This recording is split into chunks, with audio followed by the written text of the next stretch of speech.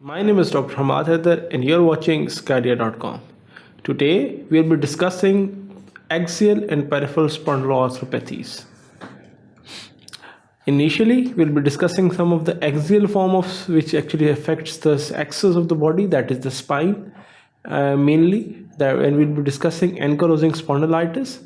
Then in the first section, we'll be going through the general aspects, epidemiology, causes and risk factors which cause ankylosing spondylitis. Then we'll be going through the signs and symptoms, how the radiology and lab workup is done, and what are the differential diagnoses for ankylosing spondylitis. In the last section, we'll be going through the treatment and the management of axial spondyloarthropathies, which mainly includes ankylosing spondylitis.